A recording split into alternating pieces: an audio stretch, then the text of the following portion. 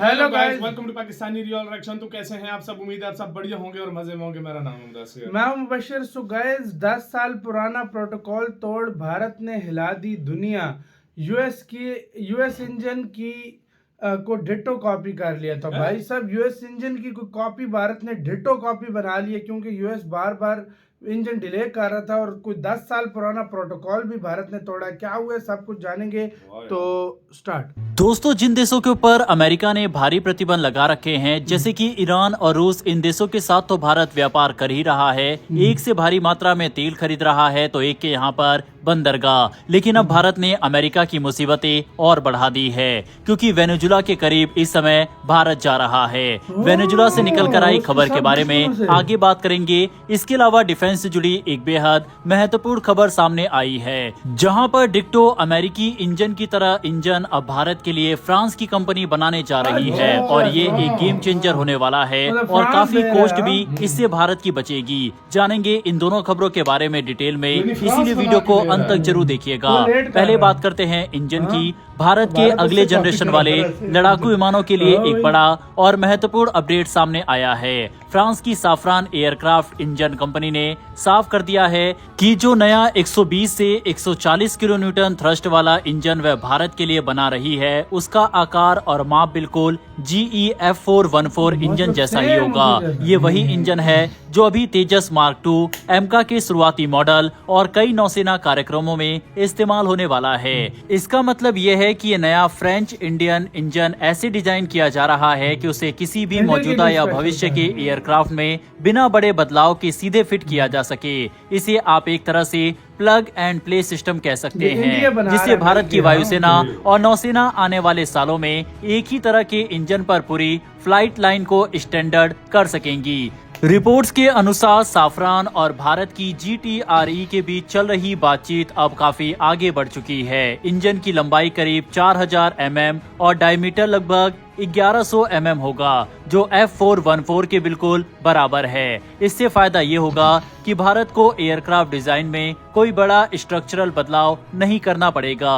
विमान का airframe, mounting और एरोडायनेमिक्स लगभग वही रहेंगे, जिससे नए इंजन को जोड़ना काफी आसान और तेज हो जाएगा। इससे समय भी बचेगा और लागत भी काफी कम होगी, जो आने वाली बड़ी प्रोजेक्ट लाइनों के लिए बेहद जरूरी है। सबसे ज्यादा फायदा मिलेगा भारत के दो सबसे बड़े फ्यूचर फाइटर जेट्स प्रोजेक्ट में, एमका और टेडबीएफ को। एमका यानी advance medium combat aircraft Bharat का पहला 5th generation stealth multi role fighter jet होगा, जिसे आडा विकसित कर रही है। वहीं टेडबीएफ भारतीय नौसेना के लिए twin engine deck based fighter है, जो INS विक्रांत जैसी एयरक्राफ्ट कैरियर पर ऑपरेट करेगा। इन दोनों प्रोजेक्ट के लिए 120 किलो न्यूटन थ्रस्ट वाला बेसिक वेरिएंट बिल्कुल फिट बैठता है, और जब इंजन आफ्टर बर्नर मोड में जाता है तब ये थ्रस्ट बढ़कर 140 किलो न्यूटन तक पहुंच सकता है, जिससे सुपर क्रूज जैसी हाई परफॉर्मेंस क्षमताएं मिलेंगी। साथ ही इसमें ऐसा कूलिंग सिस्टम और टरबाइन टेक्नोलॉजी होगी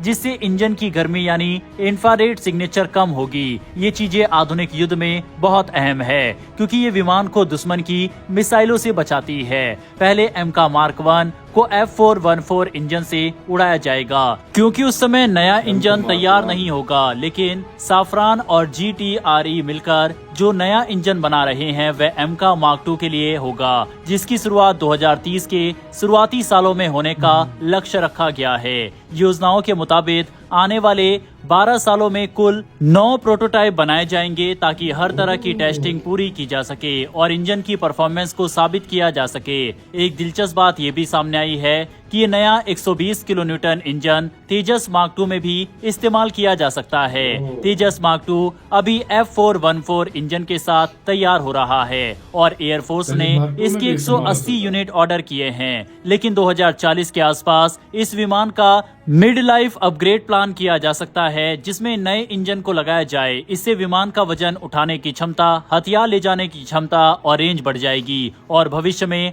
हाइपरसोनिक मिसाइल या नए स्मार्ट वेपन सिस्टम लगाने की भी जगह मिल जाएगी। इससे तेजस मार्क 2 आने वाले 2050 से 2060 तक भी आधुनिक बना रहेगा। इस इंजन की एक बड़ी खासियत यह है इससे भारत के 3 बड़े फाइटर प्लेटफॉर्म तेजस मार्क 2, एमका और टेड-बीएफ एक तरह के इंजन फैमिली इस्तेमाल कर सकेंगे। इससे spare parts, mechanic training, logistic और मेंटेनेंस सब आसान हो जाएगा।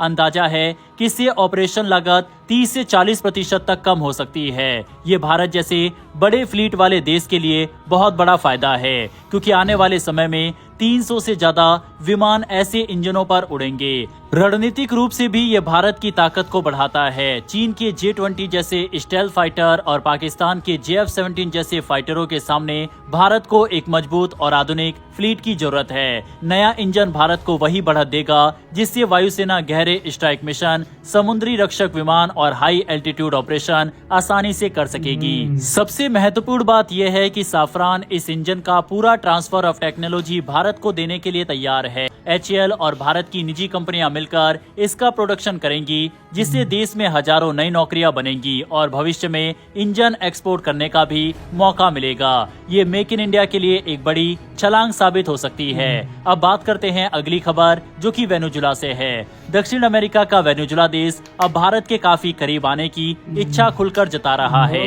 ये वही वेनेजुला है जो लंबे समय से अमेरिका के भारी दबाव, प्रतिबंधों और राजनीतिक तनाव के बीच फंसा हुआ है। ऐसे मुश्किल माहौल में उसका भारत की ओर झुकना सिर्फ कूटनीतिक नहीं बल्कि एक बड़ा संकेत माना जा रहा है कि दुनिया में अब भारत की भूमिका पूरी तरह बदल चुकी है। वेनेजुला को आमतौर पर तेल के लिए जाना जाता है, लेकिन दुनिया के बहुत कम लोग जानते हैं कि इस देश के पास क्रिटिकल मिनरल्स का भी बेहद बड़ा भंडार है। Lithium, aluminium, rare earth elements, cobalt और कई ऐसी धातुएं जो electric vehicle, battery, solar panel और सेमीकंडक्टर बनाने में जरूरी होती है। ये सब वेनेजुला की जमीन में बड़ी मात्रा में मौजूद है, लेकिन आर्थिक संकट, राजनीतिक अस्थिरता और तकनीकी साधनों की कमी ने इन संसाधनों को कभी पूरी तरह उपयोग नहीं होने दिया।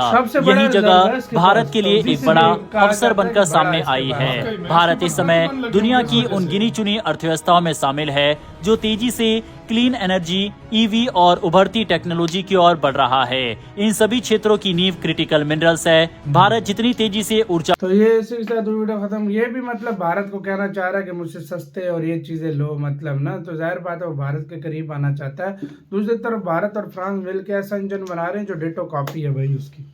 मतलब फ्रांस वो काम इंडिया के लिए कर रहा है जिसकी इंडिया को बहुत सख्त जरूरत है, क्योंकि वो बहुत और लेट कर रहा है। सीधी सी बात है, इंडिया को भी कभी पता है क्या। यार, अमेरिका पे कोई भरोसा नहीं है, किसी टाइम भी इंजन रोक सकता है, कभी भी अपनी क्योंकि अब शर्तें किसी लागू और कर से सकता है। इंजन भारत लेता है तो हाँ। उसमें बहुत सी चेंजिंग करनी पड़ेंगी, तो वो भी भारत के लिए नुकसान है। वही डिटो कॉपी उसी तरह की मतलब जो है ना फ्रांस बनाकर दे रहा है और इंडिया के साथ साझा भी करेगा सारा कुछ। तो इससे बेटर मेरे नजर में इससे बेस्ट फिर और चीज क्या हो सकती है। और वेनेजुएला के साथ जो है ना इंडिया वाकई बढ़ा रहा है और मिनरल्स वगैरह उसको भी खोज में जो है ना इंडिया का वो मदद करेगा भारत, मदद करेगा। इससे क्या बढ़कर रहा और क्या है चाहिए। बताना इसके ऊपर आप क्या सोचते इंडिया हैं? हर उस बंदे के खिलाफ, उस देश के साथ जा रहा है जो इंडिया अमेरिका अमेरिका के खिलाफ है। ये बात है। आपकी क्या राय है गाइस, बताना। अपना बहुत ज्यादा ख्याल रखना। तो है